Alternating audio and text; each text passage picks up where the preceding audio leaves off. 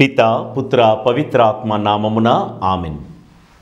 ప్రభు క్రీస్తునందు ప్రియులకు సహోదరి సహోదరులారా, దేవుని బిడ్డలారా, ఈ ఆగమన కాలంలో మన గమనం ఎటు, దేవుని వైపా లోకం వైపా అని ప్రశ్నించుకుంటూ క్రీస్తు జయంతి ఉత్సవాలకు సిద్ధపడుతూ ఈ సిద్ధపాటులో ఒక్కొక్క రోజు బైబిల్ గ్రంథంలో ఉన్న మహనీయులు ఎలాగైతే సిద్ధపడ్డారో తెలుసుకుంటూ మనము కూడా ఆ రీతిగా సిద్ధపడే ప్రయత్నం మనం చేస్తూ ఉన్నాము.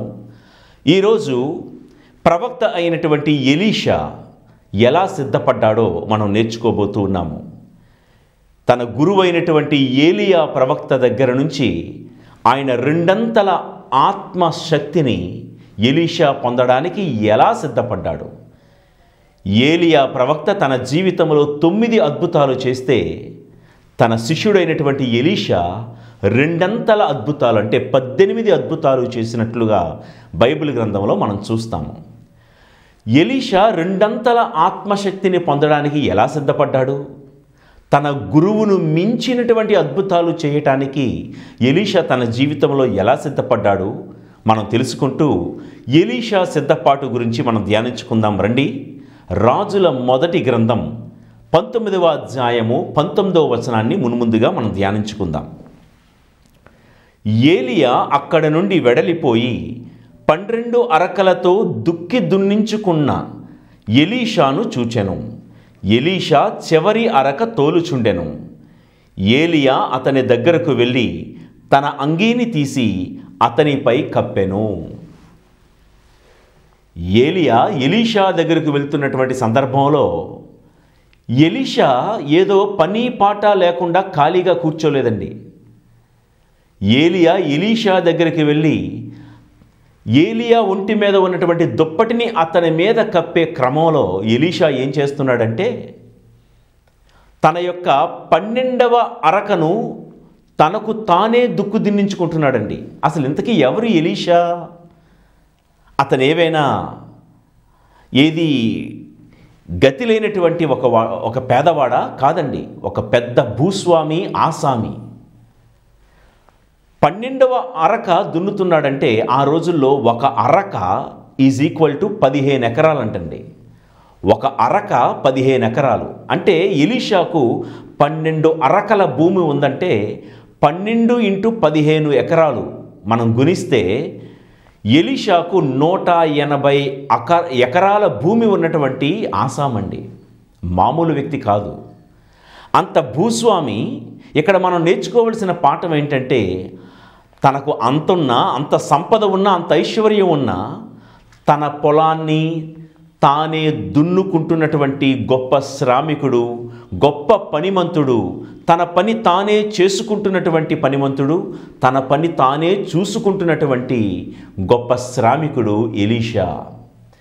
ప్రియులకు దేవుని బిడ్డలారా, ఇలాంటి క్రిస్మస్ వేళలో మనము కూడా ఎలీషా వలె సిద్ధపడుతున్నటువంటి సందర్భంలో పని చేస్తూ సిద్ధపడాలి, ప్రార్థిస్తూ పని చేయాలి, పని చేస్తూ ప్రార్థించాలి. ఇక్కడ మనం నేర్చుకుంటున్నటువంటి విషయం ఏంటంటే ఇలాంటి శ్రమజీవులనే దేవుడు ఎన్నుకుంటాడు. ఇలా శ్రమించే వారిపైనే దేవుని యొక్క ఆత్మాభిషేకం దిగి వస్తూ ఉంటుంది. ఇలా కష్టించే వారికే దేవుడి యొక్క దీవెనలు లభిస్తాయి అని మున్ముందుగా మనం తెలుసుకుందాం.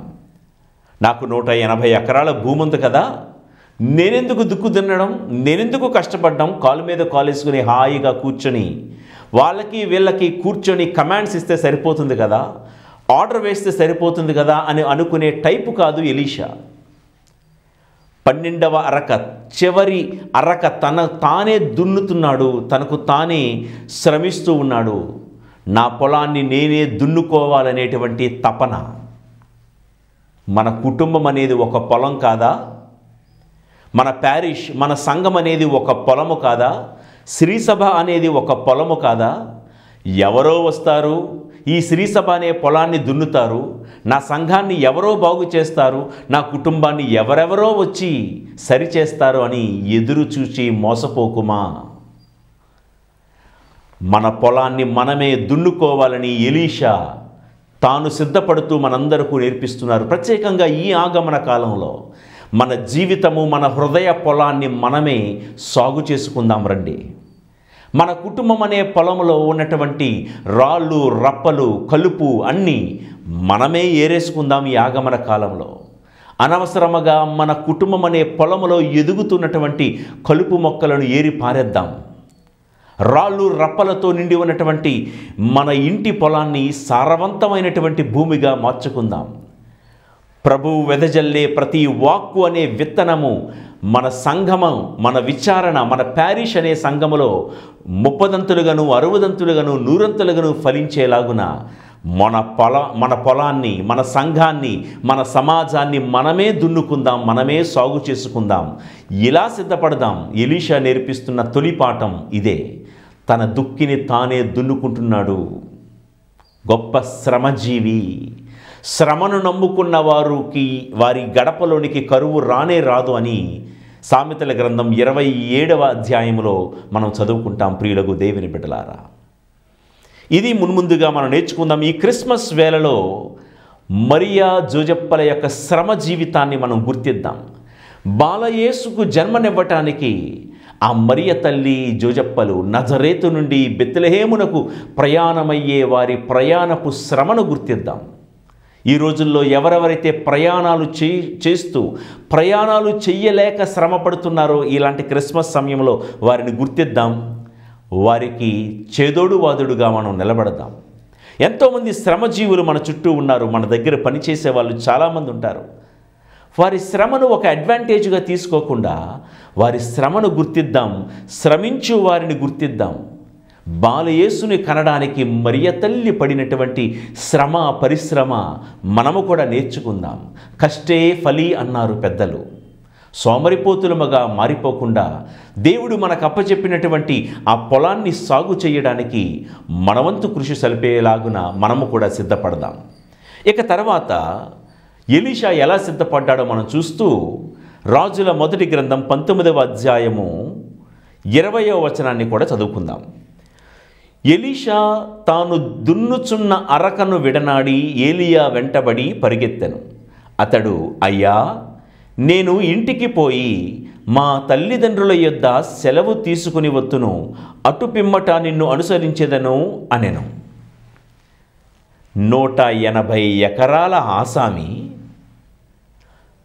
అంత ఉన్నా, అంత ఆస్తి ఉన్నా, అంత సంపద ఉన్నా తల్లిదండ్రులకు విధేయుడైనటువంటి గొప్ప విధేయుడు ఎలీషా ప్రవక్త. ఎలా సిద్ధపడుతున్నాడో చూడండి.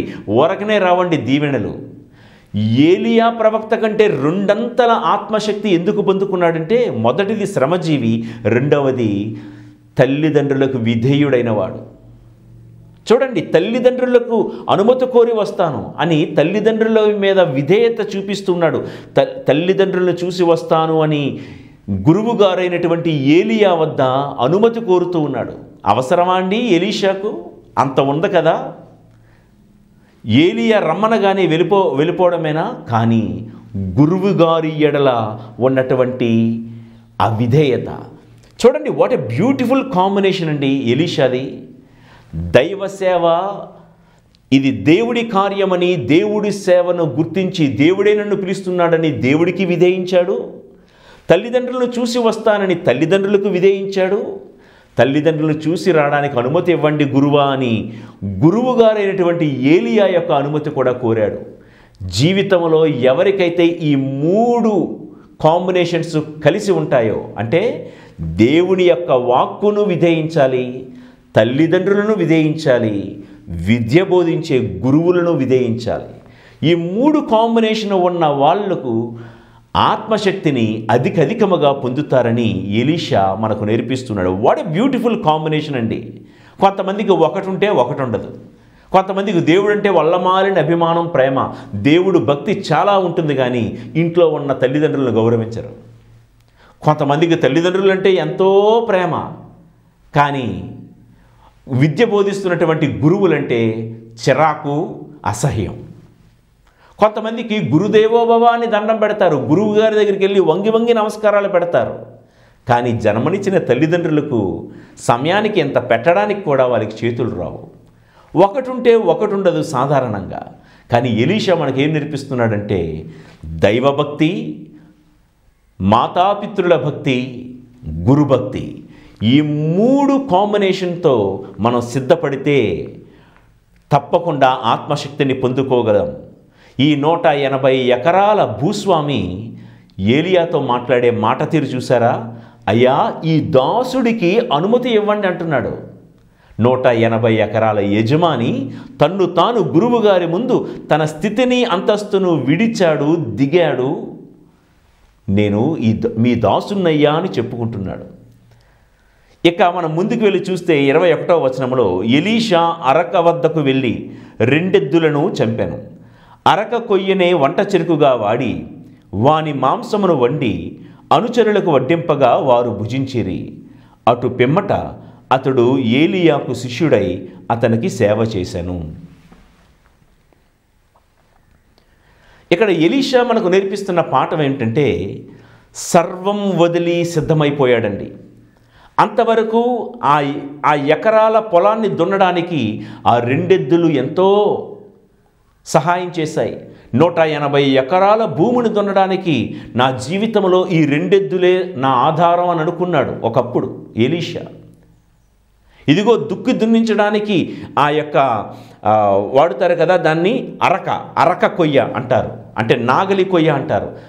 అది లేకపోతే నాకు పని జరగదు, అదే నా ఆధారం అనుకున్నాడు. ఎప్పుడైతే దేవుడు శిష్యుడిగా మారాలి అని సిద్ధపడ్డాడో 2 ఎద్దులను చంపి ఆ అరక కొయ్యనే, ఆ నాగలి కొయ్యనే వంట చెరుకుగా వాడి అక్కడ విందు చేసి సర్వం వదిలిపెట్టి, అంతవరకు ఏదైతే ఇదే నా లైఫ్, ఇదే నా ఆధారం అనుకున్నాడో అంతటిని వదిలి ఏలియా వెనకాతల వెళ్ళిపోయి శిష్యుడిగా మారిపోయాడు.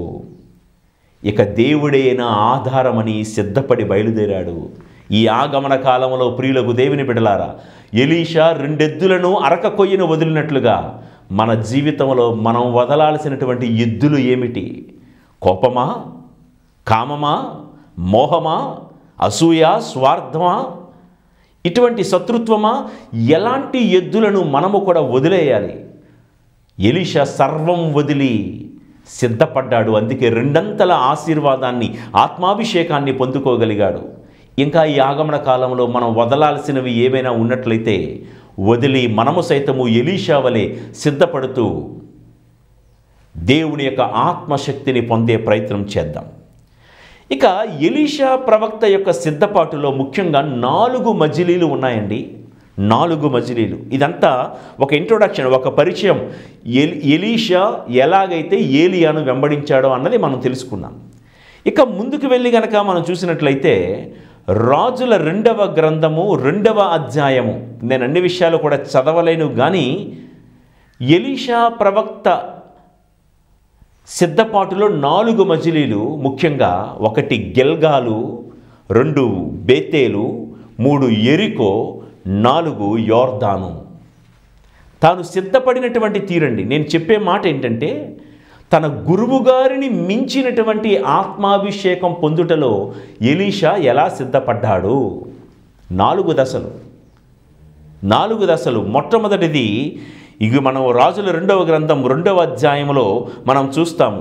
ఏలియా వెనకాతల నడుస్తున్నటువంటి ఎలీషా మున్ముందుగా తాను ఆగినటువంటి స్థలము గిల్గాలు. ఇది రాజుల 2వ గ్రంథం 2వ అధ్యాయం. మీరు చదువుకుంటూ పోతూ ఉంటే మీకు ఈ విషయాలు తెలుస్తాయి. మచ్చుకు ప్రారంభంలో మాత్రం ఈ మాట చదువుతాను. 2వ అధ్యాయం 1వ వచనము. ప్రభువు ఏలియాను సుడిగాలిలో ఆకాశమునకు కొనుపోవు సమయము ఆసన్నమాయను. అప్పుడు ఏలియా, ఎలీషా గిల్గాలు నుండి బయలుదేరిరి. గిల్గాలు నుండి బయలుదేరిరి. బైబిల్ గ్రంథములో ఎక్కడిది ఈ గిల్గాలు? గిల్గాలు అన్న మాటకు అర్థము ఏమిటి మనము నేర్చుకుంటే, గిల్గాలు అనగా రాళ్ళు దొర్లించుట, రాళ్ళు తొలగించుట అని అర్థం. మీకెలా తెలుసండి ఈ మాట అంటే మీకు చూపిస్తాను రండి. యెహోషువ గ్రంథం 5వ అధ్యాయం 9వ వచనం చదువుకుందాం. యెహోషువ 5:9. అప్పుడు యావే, నాటి ఐగుప్తు అపకీర్తిని నేడు మీ నుండి తొలగించితిని అని యెహోషువతో చెప్పెను. కాబట్టి నేటి వరకు ఆ ప్రదేశము గిల్గాలు అని పేరుతో పిలువబడుచున్నది. గిల్గాలు అని ఫుట్నోట్లో మీరు చూస్తే బైబిల్ గ్రంథంలో రాళ్ళు దొర్లించుట లేక తొలగించుట అని అర్థం వస్తూ ఉంది. ఐగుప్తు దేశంలో ఇజ్రాయేలు ప్రజలు కట్టుకున్న అపకీర్తి అనే రాళ్ళు దొర్లించినటువంటి స్థలమే గిల్గాలు, రాళ్ళు దొర్లించుట. 450 సంవత్సరాలు ఐగుప్తు దేశంలో బానిస బ్రతుకులు బ్రతికారండి ఇజ్రాయేలీలు. ఎంతో అపకీర్తిని అపఖ్యాతిని మూటగట్టుకున్నారు.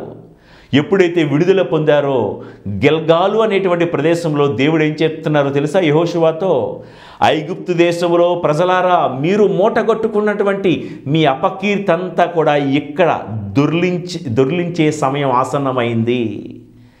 మీ యొక్క రాళ్ళు దొర్లించబడే స్థలము ఈ గిల్గాలు. మీరు ఏదైతే గతంలో 450 సంవత్సరాలు ఎన్ని అవమానాలు పడ్డారు, ఎంత అపకీర్తిని అపఖ్యాతిని గడించుకున్నారు, అవన్నీ కూడా దొర్లించబడే స్థలం. ఏమండి, మన జీవితంలో మనకు అపకీర్తిని అపఖ్యాతిని తెచ్చేది ఏంటండి? పాపమే కదా. పాపము చేసిన ప్రతి వ్యక్తి అపకీర్తిని అవమానాన్ని అపఖ్యాతిని మూటగట్టుకుంటాడు. గిల్గాలు అనగా పాపపు రాళ్ళు దొర్లింపబడిన చోటు అని అర్థం. పాపపు రాళ్ళు. కల్వరిగిరిలో క్రీస్తు ప్రభువు తను రక్తసిక్తమై మనందరి పాపపు రాళ్ళు దొర్లించినటువంటి పవిత్రమైన స్థలం ఆ గొల్గొతా శిఖరాగ్రం. బైబిల్ గ్రంథములో సుమారు 727 పాపాల గురించి ప్రస్తావించబడిందంటండి. పాపాలంటే మనం చెయ్యాల్సినవి చెయ్యకపోవడం, చెయ్యకూడనివి చెయ్యడం, ఇవే పాపాలు. Since of omission and since of commission అంటారు. మనము చెయ్యాల్సినవి చెయ్యకపోవడం కూడా పాపమే, ఏదైతే ఖచ్చితంగా చేసి తీరాలో అది చెయ్యకపోవడం కూడా పాపమే. అయితే ఎలీషా 2 అంతల ఆత్మశక్తిని పొందుటకు కారణం ఏంటంటే తన తొలి మజిలీ గిల్గాలును దాటి వెళ్ళాడు. గిల్గాలు అనగా తనలో ఉన్నటువంటి పాపాన్ని దొర్లించుకొని ముందుకు వెళ్ళాడండి. ఇది ఆగమన కాలంలో మనం చేయాల్సిన మొట్టమొదటి సిద్ధపాటు. మన పాపాలు ఎక్కడ దొర్లిపోతాయండి? పాప సంకీర్తనం అనేటువంటి దేవద్రవ్యానుమానము ద్వారా ప్రభువు శిష్యులతో చెప్తూ, ఈ భూలోకమందు మీరు దేనిని విప్పుదురో అది పరలోకమందును విప్పబడును, ఏది బంధిస్తారో అది బంధింపబడును. కాబట్టి పాప సంకీర్తనం అనేటువంటి దేవద్రవ్యానుమానము మన కథోలిక శ్రీసభకు దేవుడిచ్చినటువంటి గొప్ప బహుమానము. మనము కూడా క్రిస్మస్ పర్వదినాన్న ఆ బాలయేసును దర్శించి ఎలీషా వలె 2 అంతల ఆత్మశక్తిని పొందాలి అంటే ముందుగా మనము సిద్ధపడాల్సినటువంటి, మనము దాటాల్సినటువంటి తొలి మజిలీ, మొదటి స్టెప్ గిల్గాలు అనగా రాళ్ళు దొర్లింపబడాలి. ఏ రాళ్ళు? పాపపు రాళ్ళు దొర్లింపబడాలి. పాపం వలన మనము తెచ్చుకున్న అపకీర్తి అనేటువంటి రాళ్ళు దొర్లింపబడాలి అని ముందుగా మనం నేర్చుకుందాం. ఇక గిల్గాలు దాటి రాజుల 2వ గ్రంథంలో అలా మీరు ముందు చదువుకుంటూ వెళ్తే ఈ ఎలీషా ఎక్కడకు చేరుకున్నారంట? బేతేలు అనే ప్రాంతానికి చేరుకున్నారు. ఎక్కడండి? బేతేలు. ఇది 2వ మజిలీ. బేతేలు అనగానే హౌస్ ఆఫ్ గాడ్, దేవుని యొక్క ఇల్లు అని అర్థం. మనలో ఉన్నటువంటి పాపము దొర్లించబడిన తర్వాత ప్రతి ఒక్కరము చేరాల్సిన స్థలం ఏంటంటే హౌస్ ఆఫ్ గాడ్, దేవుని ఇల్లు చేరాలి. అదే చర్చ్, దేవుని ఆలయాన్ని మనం చేరాలి. ఆ పాప సంగీతం చేశాను కాబట్టి అమ్మయ్య ఇంకా గుడికి వెళ్ళాల్సిన పని లేదు, మళ్ళీ చూద్దాం, మళ్ళీ వచ్చే తపస్సు కాలంలోనో లేకపోతే క్రిస్మస్ పండగకు ముందో మనం గుడికి వెళ్తే సరిపోతుంది అంటే కాదండి. పాపపు రాళ్ళు దొర్లించబడిన తర్వాత అంటే గిల్గాలు తర్వాత ప్రతి ఒక్కరూ చేరాల్సిన మజిలీ స్థలం బేతేలు అనగా దేవుడి ఇల్లు. దీనికి రెఫరెన్స్ కూడా మీకు చదివి వినిపిస్తాను. ఆది కాండము 28వ అధ్యాయము 17వ వచనములో, అప్పుడు అతనికి భయము పుట్టెను. అతడు అంటే యాకోబండి. భయము పుట్టెను. అతడు, ఈ ప్రదేశము ఎంత భయంకరమైనది, ఈ తావు దైవ నిలయము, ఇది పరలోక ద్వారము అనెను. యాకోబు పెందలక్కడ లేచెను, తలదిండుగా చేసుకున్న రాతిని తీసి స్తంభముగా నాటెను, దాని మీద తైలము పోసి దానిని దేవునికి అంకితము చేసెను. ఆ ప్రదేశమునకు బేతేలు అను పేరు పెట్టెను. కిందన ఫుట్నోట్లో చూస్తే బేతేలు అనగా దైవ నిలయము అని అర్థము అని. కాబట్టి బేతేలు అనే పేరుకు వెనకాతలో ఉన్నటువంటి బ్యాక్గ్రౌండ్ ఏంటి? యాకోబు ప్రయాణం అయిపోతూ ఆ రాత్రి తలదిండుగా చేసుకొని నిద్రించాడు, గొప్ప కలగన్నాడు. ఏంటి ఆ కళ? దేవుడు ఆకాశము నుండి క్రింద భూమి మీదకు పెద్ద నిచ్చెన వేశాడు యాకోబుకు పక్కనే. ఆ నిచ్చెన మీద దేవదూతలు పైకి కిందకి దిగుతూ ఎక్కుతూ ఉండడం చూశాడు. అంత గొప్ప దర్శనాన్ని చూసినటువంటి యాకోబు తాను తలదిండుగా చేసుకున్నటువంటి ఆ యొక్క రాయినే స్తంభంగా నాటి దేవునికి బలి అర్పించి ఆ ప్రదేశానికి బేతేలు అని పేరు పెట్టాడు, అనగా దేవుడి ఇల్లు అని అర్థము. కాబట్టి అయితే ఆ రాత్రి బేతేలు అని పేరు పెట్టాడు, కానీ బేతేలు అని పేరు పెట్టి వెళ్ళిపోయాడు. ఎక్కడికి వెళ్ళిపోయాడు? తన మామ అయినటువంటి తన మామగారి ఇంటికి వెళ్ళిపోయాడు. టైం గడిచిపోతుంది. అలాగా లాబాను ఇంటికి వెళ్ళి అక్కడ సేవ చేసుకున్నాడు.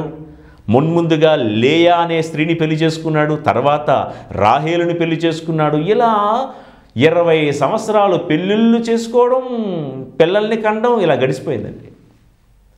20 సంవత్సరాలు గడిచిన తర్వాత దేవుడు మరలా యాకోబుతో అంటున్నాడు, యాకోబు, నీవు ఉండాల్సింది హారానులో ఉన్న మీ మామ దగ్గర కాదయ్యా. నీ ఫ్యామిలీని తీసుకుని వెళ్ళి 20 సంవత్సరాల క్రితం నువ్వు నాకు ప్రామిస్ చేశావు, తలదిండుగా చేసుకొని అక్కడ రాతిని స్తంభంగా నాటి ఇది బేతేలు అని పేరు పెట్టావు. నా ఆలయాన్ని ఎలా మర్చిపోయావయ్యా 20 సంవత్సరాలుగా? వెళ్ళు, మరలా నీవు మర్చిపోయినటువంటి బేతేలునకు వెళ్ళి బలి అర్పించు అని దేవుడే యాకోబునకు జ్ఞాపకం చేశాడు. ప్రియులారా, ఈ ఆగమన కాలంలో పాపపు రాళ్ళు దొర్లించుకున్న మనం, దేవుడు మన జీవితంలో ఎన్నో అపఖ్యాతులను మనం మూటగట్టుకున్నాం, ఎన్నో అవమానాలను మనం మూటగట్టుకుంటే దేవుడు మనకు చేసిన మేలేంటో తెలుసా? అవమానాలన్నీ దొర్లిపోయేలా దేవుడు చేశాడు. మన దుఃఖాన్ని నాట్యంగా మార్చాడు ఆయన. మన శోక వస్త్రాలు తీసి కళ్యాణ వస్త్రాలు దేవుడు మనకిచ్చాడు. మన రాళ్ళన్నీ దొర్లించిన దేవుణ్ణి మర్చిపోయామా మనము కూడా? హారానులో ఉన్నటువంటి యాకోబు బేతేలు అనేటువంటి దైవ నిలయాన్ని మర్చిపోయినట్లుగా ఈ రోజుల్లో చాలామంది శోచనీయమైనటువంటి విషయం ఏంటంటే గుడికి రావడం మానేస్తున్నారు. చివరికి ఆదివారాల్లో కూడా దైవ నిలయమైనటువంటి బేతేలును సందర్శించడం మానేస్తున్నారు. కారణాలు ఏంటయ్యా అంటే పనులండి, పెళ్ళిళ్ళండి, ప్రయాణాలండి. ఇవి ఒకప్పుడు మాట. ఇప్పుడు ఏం చెప్తున్నారంటే గుడికి వెళ్తే ఏమొస్తుందండి? గుడికి వెళ్తే నన్ను చూసి అందరూ చేదరించుకునే వాళ్ళే, అందరూ నిందించే వాళ్ళే, విమర్శించుకునే వాళ్ళే, గుసగుసలాడుకునే వాళ్ళే. ఈ బాధలన్నీ భరించే కంటే గుడి మానేయడం బెటర్ కదా అనేటువంటి ఒక వితండ ధోరణి క్రమక్రమంగా ఈ రోజుల్లో పెరుగుతుంది. ఇంకొంతమంది మాలాంటి వాళ్ళ మీద పడి ఏడుస్తూ ఉంటారు. ఏంటంటే గుడికి వెళ్తే ఎందుకండి బాబు అక్కడ పూజా బలి చూడలేకపోతున్నాం, అక్కడ ఫాదర్ చెప్పే ప్రసంగం ఏంటో అర్థం కావటం లేదు. ప్రియులారా, చేతులు జోడించి మీకు చెప్పేది ఏంటంటే గురువులమైన మేము మరమనుషులము కాదండి, సాధారణమైనటువంటి మీలాంటి మనుషులమే. ఒక్కొక్క రోజు ఆ ప్రసంగం మీకు నచ్చచ్చు, నచ్చకపోవచ్చు. దేవాలయానికి ఆ బేతేలునికి వెళ్ళేది దేనికో తెలుసా? కల్వరి కొండ మీద క్రీస్తు యొక్క బలియాగాన్ని మరొక్కసారి కళ్ళారా చూడడానికి, ఆ బలిలో పాలు పంచుకోవడానికి. ప్రభువా, నీ చేతిలో రొట్టె విరచబడుతూ ఉంది, ఆ రొట్టెను నేనేనయ్యా. నీ చేతిలో ఉన్న పాన పాత్రము ఎలాగైతే నువ్వు అర్పిస్తూ ఉన్నావో, ప్రభువా నీ రక్తముతో నన్ను కడుగువయ్యా అని ప్రార్థన చేసుకోవడానికి మనం వెళ్తున్నాము. మిగతావన్నీ కూడా సెకండరీ అండి. దివ్య బలి పూజ అంటే క్రీస్తు అర్పించే బలియాగంలో మనము కూడా యాగమైపోవడానికి మనం వెళ్తున్నామండి. ఈ రోజుల్లో మీరు చెప్తున్న రీజన్స్ అన్నీ ఒక్కొక్కసారి న్యాయసమ్మతమైన రీజన్స్ అయి ఉండొచ్చుగాక, కానీ దేవుడే కదండి మీకు మీ జీవితంలో రాళ్ళు దొర్లించాడు. చాలామంది జీవితంలో కరోనా సమయంలో ఎంతో అనారోగ్యంతో ఉన్నప్పుడు అనారోగ్యమని ఆ చావు బతుకుల మధ్య కొట్టుమిట్టాడే ఆ రాళ్ళు దొర్లించింది దేవుడు కాదా అండి? ఎన్నో అవమానాలు, ఎన్నో అప్పులు, ఎన్నో రోగాలు ఉన్నప్పుడు ఆ రాళ్ళన్నీ దొర్లించింది దేవుడు కాదా? మరి దేవుడు సన్నిధికి దేవాలయము బేతేలు దగ్గరికి వచ్చి మనం రుణం తీర్చుకోవద్దా? Eucharistia which means thanksgiving, gratitude. దివ్య బలి పూజ అనేది కృతజ్ఞతార్చన, దేవుడికి వందన సమర్పణ చెయ్యడానికి మనం వెళ్తున్నాం తప్ప మిగతా కారణాలన్నీ బూచీగా చూపి మనము తప్పుకోవడానికి కాదు అండి. కాబట్టి ఈ క్రిస్మస్ ప్రిపరేషన్స్లో, సిద్ధపాటులో, ఈ హడావిడిలో, క్రిస్మస్లో హడావిడి చాలా ఉంటుందండి. క్రిస్మస్ సందడి చాలా ఉంటుంది. క్యారల్స్ అని, సెమీ క్రిస్మస్లని, కల్చరల్ ప్రోగ్రామ్స్ అని, డెకరేషన్స్ అని, ఈ హడావిడిలో చర్చికి వచ్చేవాళ్ళు ఎక్కువేనండి, చర్చిల్లోకి వచ్చేవారు చాలా తక్కువేనండి. నేను చెప్పే మాట మీకు అర్థమవుతుందా? చర్చికి వచ్చేవారు, వెళ్ళేవారు చాలామంది ఉంటారు. లైటింగ్ చూడడానికో, క్రిబ్బు చూడడానికో, డెకరేషన్ చూడడానికో, పాటలు వినడానికో, ఇక రకరకాల కారణాలు. చర్చికి వచ్చేవారు పండగల్లో ఎక్కువే, కానీ చర్చిలో ఉన్నవారు తక్కువే. ఈ మజిలీ మనం దాటాలి. బేతేలు అనగా దేవుడి ఇల్లు. కీర్తనల గ్రంథం 122వ కీర్తన 1వ వచనము, మనం ప్రభు మందిరమునకు వెళ్ళుదము అని జనులు పలుకగా నేను ఆనందించి తిని అంటాడు. మరొక కీర్తన 84వ కీర్తన 1, 2, 4 వచనాలు, నీ మందిరమున వసించుచు ఎల్లవేళలా నిన్ను స్తుతించువారు ధన్యులయ్యా. నీ మందిరమున ప్రవేశించుచు ఎల్లవేళలా నిన్ను స్తుతించువారు ధన్యులు. ప్రియులారా, కీర్తనకారుడు అంటున్నాడు, మందిరానికి వెళ్ళుదము, బేతేలునకు వెళ్ళుదమని జనులు పలుకగా, నా చెవులో గుడిగట్ట వినిపించగానే దేవాలయానికి వెళ్ళాలని అనిపించే నా ఆనందము వర్ణించలేనిది అంటాడండి ఆయన. కాబట్టి ప్రియులకు దేవుని బిడ్డలారా, ఎప్పుడు రెండంతల ఆత్మశక్తిని పొందగలము? ఎలీషా ప్రవక్త జీవితంలో ఉన్న 4 మజిలీలు మనం 2 చెప్పుకున్నాం. ఇప్పుడు 1, మనలో ఉన్న పాపపు రాళ్ళు దుర్లించుకోవాలి, అప్పుడే ఆత్మశక్తిని పొందగలం. నెంబర్ 2, దేవాలయము పట్ల మనకు ఒక ఆసక్తి ఉండాలి. దేవుని మందిరములో ఎక్కువ సమయం గడపాలి, ఆయనను స్తుతించాలి, మందిరానికి ఏదో ఒకటి చెయ్యాలి. అది బేతేలు అనేటువంటి మజిలీ అండి. ఇక 3వది, బేతేలును దాటి ఎలీషాలు ఎక్కడికి వెళ్తున్నారో తెలుసా? యెరికో అనే ప్రాంతానికి వచ్చారు. ఎక్కడండి? యెరికో. ఈ యెరికోను గురించినటువంటి దృష్టాంతం యెహోషువ గ్రంథం 6వ అధ్యాయంలో మనందరికీ తెలిసిందే. ఇజ్రాయేలు ప్రజలందరూ యెహోషువ నాయకత్వంలో ఎలుగెత్తి స్తుతించగా, దేవుని స్తుతించగా యెరికో గోడలు కూలిపోయెను. యెరికో అనగా స్తుతించుటకు, ప్రార్థించుటకు సిద్ధపడాలి. ఎప్పుడైతే మన పెదాల మీద స్తుతి ఉంటుందో అదే మన స్థితిని మారుస్తుందని చాలాసార్లు చెప్పుకుంటున్నాం. ప్రియులారా, బైబిల్ గ్రంథంలో యెహోషాఫాతు అనేటువంటి రాజు దేవుణ్ణి స్తుతిస్తూ ఉన్నాడండి. యుద్ధం చేయాల్సిన రాజు దేవుణ్ణి స్తుతిస్తూ ఉండగా, ఇతడు రణభూమిలోనికి అడుగు పెట్టకముందే దేవుడే యెహోషాఫాతు అనే రాజు తరపున యుద్ధం చేసినట్లుగా బైబిల్ గ్రంథంలో మనం చదువుతాం. యోబు తన కష్టములను, తన రోగములను దేవుణ్ణి స్తుతించగా తాను పోగొట్టుకున్నవన్నీ రెండంతలుగా పొందినట్లుగా మనం యోబు గ్రంథంలో చూస్తూ ఉన్నాము. అపోస్తుల కార్యాలు 16వ అధ్యాయంలో చెరసాలలో బంధింపబడినటువంటి పౌలు, సిలాసులు అర్ధరాత్రి వేళ స్తుతించగా చెరసాల ద్వారాలు తెరవబడ్డాయి, సంఖ్యలు భళ్ళున తెగి పడ్డాయి అని మనం చదువుకుంటున్నాము. స్తుతికి అంత శక్తి ఉందండి. దేవుని యొక్క ఆత్మను రెండంతలుగా పొందే క్రమంలో ఈ యెరికో అనేటువంటి అనుభవం మనందరికీ రావాలి, ఉండాలి. మన జీవితాలకు అడ్డుగా నిలబడిపోయినటువంటి యెరికో గోడలు ఎన్నో కనబడతాయండి. వ్యక్తుల రూపంలో, వ్యవస్థల రూపంలో, పరిస్థితుల రూపంలో ఎంతోమంది అడ్డుగా నిలబడిపోతారు. మన జీవితంలో మనల్ని ముందుకు వెళ్ళనీయలేని యెరికో గోడలు ఎన్నో ఉంటాయి, కనబడతాయి. స్తుతి మాత్రమే అడ్డు తొలగేలా చేస్తుంది. అడ్డుదారులన్నీ కూడా, ఆటంకాలన్నిటినీ కూడా ఆశీర్వాదాలుగా మార్చే ఒకే ఒక ఆయుధం మన నోట వెలువడే స్తుతి. ప్రియులకు దేవుని బిడ్డలారా, కాబట్టి ఎలీషాలు యెరికో గుండా వెళ్తూ ఉన్నారు ముందుకి, అనగా స్తుతి చేస్తూ వెళ్ళే వారికి దేవుడి యొక్క ఆత్మశక్తి. ఈ ఆగమన కాలంలో ప్రియులకు దేవుని బిడ్డలారా, దేవుని యొక్క స్తుతి చేస్తూ సిద్ధపడదాం. ఇక యెరికోను దాటిన తర్వాత వీరు చేరుకున్న ఆఖరి మజిలీ యోర్దాను. యోర్దాను యెహోషువ గ్రంథం 3వ అధ్యాయములో యెహోషువ నాయకత్వంలో ఇజ్రాయేలు ప్రజలు మందసాన్ని భుజానకెత్తుకొని యోర్దాను నదిని ఎలా దాటారో మనం అక్కడ చూస్తాం. యోర్దానుని ఎలా దాటారంట? వేకువజామునే ప్రజలందరూ లేచి మందసాన్ని, అంటే దివ్య మందసాన్ని తమ భుజాల మీదకి ఎత్తుకొని ఎగువ నుండి పారుతున్నటువంటి యోర్దాను నదీ జలాల మీద అడుగు పెడితేనంట, యోర్దాను అనగా కిందికి పారేది అని అర్థం. ఒక యాంగిల్లో మాట్లాడితే యోర్దాను అనగా డెత్ అని అర్థం అండి. మరణము, కిందికి పారేది, మరణము, మృత్యువు అని అర్థం వస్తుంది. అయితే ఈ యోర్దానులో చూడండి, వారిని ముందుకెళ్ళనివ్వకుండా ఎగువ నుండి ప్రవాహం పరవళ్ళు తొక్కుతూ ప్రవహిస్తూ ఉంటుంటే అడుగు తీసి అడుగు ముందుకు వేయలేని పరిస్థితిలో యెహోషువ అన్నాడు, మనమందరము లేచి మనతో పాటు వస్తున్నటువంటి మందసాన్ని భుజానకెత్తుకొని మనం అడుగేద్దాము. ఎప్పుడైతే మందసాన్ని మోస్తూ అడుగు పెట్టారో ఎగువ నుండి ప్రవహిస్తున్నటువంటి యోర్దాను నదీ ప్రవాహం అలా వెనక్కి ప్రవహించడం మొదలుపెట్టిందంట. ఏంటి ఈ మాటకు అర్థం?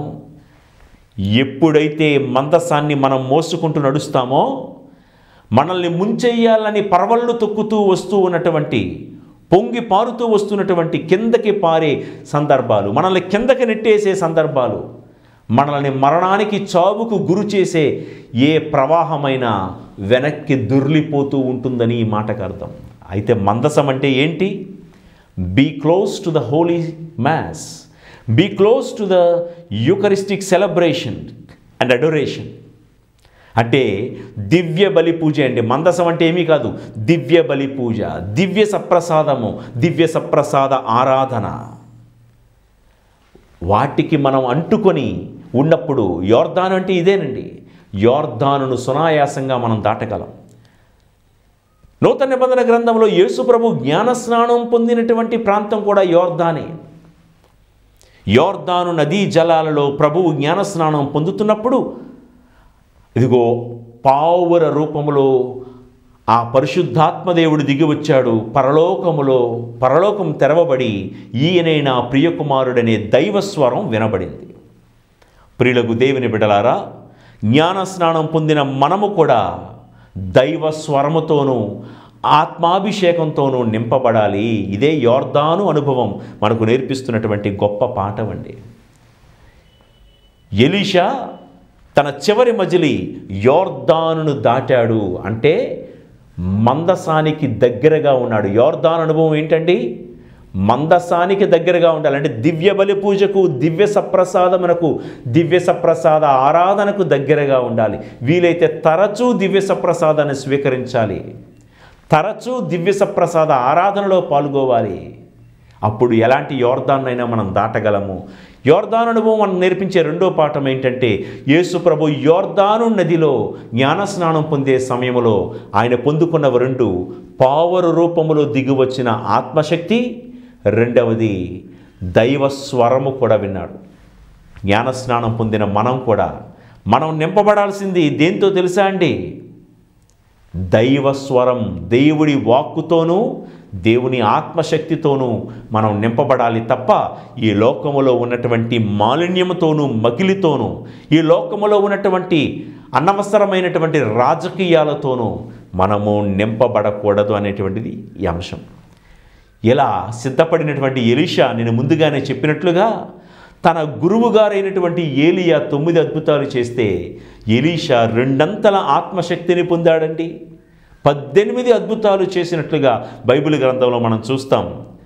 చివరి అద్భుతం ఏంటంటే, రాజుల 2వ గ్రంథము 13వ అధ్యాయము 20-21 వచనాలు చదువుతున్నాను, చూడండి. తరువాత ఎలీషా చనిపోగా అతని శవమును సమాధిలో పాతిపెట్టిరి. ఆ రోజులలో మోవాబు దండులు ప్రతి ఏడు ఇజ్రాయేలుపై దాడి చేసేటివి. ఒక పర్యాయము ఇజ్రాయేలీలు ఒక శవమును పాతిపెట్టబోవుచుండగా మోవాబు దండు వారి కంటబడెను. వారు శవమును ఎలీషా సమాధిలో పడవేసి వేగముగా పారిపోయిరి. కానీ ఆ ప్రేతము ఎలీషా అస్థికలను తగులగని జీవముతో లేచి నిలుచుండెను. ఎలీషా తన జీవితంలో రెండంతల ఆత్మశక్తిని పొందడానికి 4 మజిలీల్లో సిద్ధపడినట్లుగా మనం విన్నాం. 1 గిల్గాలు, రాళ్ళు దొర్లించుకున్నాడు. 2 బేతేలు, దేవుని ఆలయం పట్ల ఆసక్తి కనబరిచాడు. 3వది ఎరికో, దేవుని స్తుతించుతూ గడిపాడు.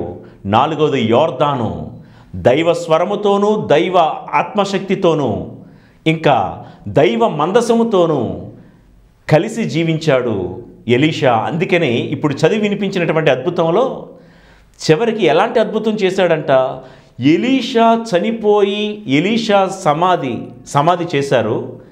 ఎలీషా గారి యొక్క సమాధిని ఒక శవం తాకితే ఆ శవం కూడా లేచి కూర్చుందంట. అంతటి మహిమ, శక్తి, ప్రభావము కలిగినటువంటి శక్తి ఎలీషా పొందగలిగాడు. కారణం ఏంటో తెలుసా? ఎలీషా సిద్ధపడినటువంటి తీరు ఇది. ప్రియులకు దేవుని బిడ్డలారా, 180 ఎకరాల భూస్వామి ఆసామి తాను శ్రమపడుతూ సిద్ధపడ్డాడు అని మనం చెప్పుకున్నాం. దేవునికి విధేయుడయ్యాడు, తల్లిదండ్రులకు విధేయుడయ్యాడు, గురువుగారికి విధేయుడయ్యాడు. అంతవరకు ఏ ఎద్దులనైతే, ఏ అరకనైతే తన సర్వస్వంగా భావించుకున్నాడో అన్నిటినీ వదిలి దేవుడే నా సర్వస్వం అని సర్వం వదిలి ఆ గురువు గారి వెనకాతల వెళ్ళిపోయాడు, వెంబడించాడు. ఇలా చెప్పుకున్న తర్వాత ఆయన సిద్ధపాటు ఒక 4 మజిలీల్లో ప్రారంభమైందని చెప్పుకుంటూ మన జీవితంలో కూడా ఎలా సిద్ధపడాలి? పాపపు రాళ్ళు దొర్లింపబడాలి మన జీవితంలో. దేవుని ఆలయమైనటువంటి బేతేలు పట్ల మనకు కూడా ఆసక్తి ఉండాలి. యెరికోలో స్తుతించినట్లుగా మన ఇంటిలో, మన జీవితంలో, మన పెదాలపైన కూడా ఎల్లప్పుడూ దేవుని యొక్క స్తుతి గాత్రం మనకు స్తుతి చేస్తూ ఉన్నవారిగా మనం మారాలి. చివరిగా దివ్య సప్రసాదం పట్ల మనకు ఉన్నటువంటి ఆసక్తే మనము కూడా దేవుని యొక్క ఆత్మశక్తిని 2 పొందేవారిగా మారుస్తుంది. ఇంకెందుకంటే ఆలస్యం?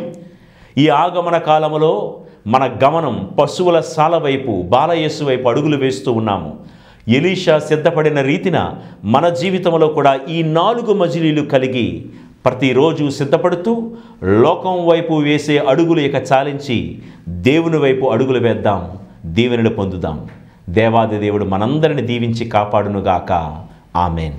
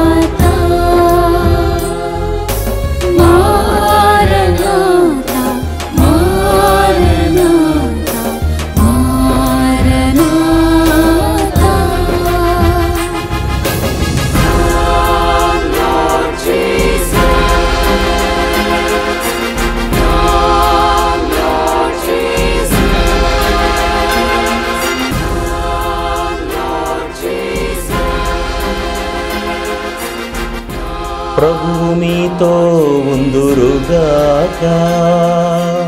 నీ ఆత్మతోనూ ఉండునుగాక. సర్వశక్తి గల సర్వేశ్వరుడు పితా పుత్ర పవిత్రాత్మ